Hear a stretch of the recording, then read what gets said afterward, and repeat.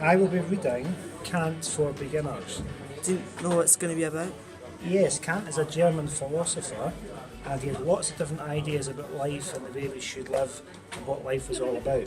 And one of the things that interests me is what we teach in higher philosophy, which is about what Kant had to say about how we should behave in life, what would be the morally right ways to behave.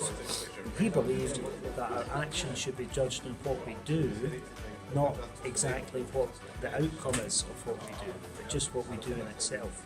So I found that quite fascinating. Next I'm going to read Shirley Jackson's Haunting of Hill House.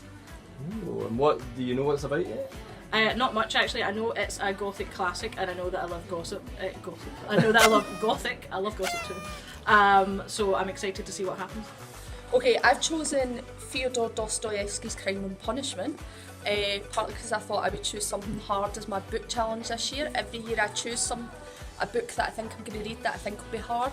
And I read lots of books that are easy as well. I think you should have a mixture. So this is a book that every year I think I'm going to read and I end up not reading it. So this year I'm definitely going to read it. I think it's going to be a challenge, and I think sometimes you should read things that you think are going to be a challenge as well as all the fun things you're going to read as well. So I usually read about 50, 60 books a year, so this is the one that's going to be the hardest book that I'm going to read this year. And apparently Mr. McDougall is also going to be reading it this year, so I look forward to hearing what he has to say about it as well.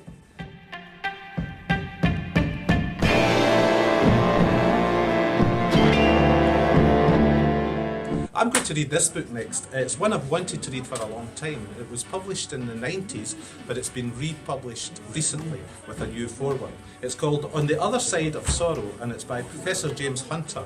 And it's almost a sort of ecological history of the Highlands. So it's looking at what's the way forward for the Highlands. The next book I'm going to read is Seven Eves by Neil Stevenson. It was actually gifted to me by Miss Leach, a Christmas present. I'm really interested in it. It's a huge sci-fi book, so it's over 700 pages, and it's all about the disintegration of the moon. So the moon disintegrates, and it's all about it's a survival story. It's an apocalyptic survival story. It's also recommended by Barack Obama, so yeah, I'll let you know what it's like.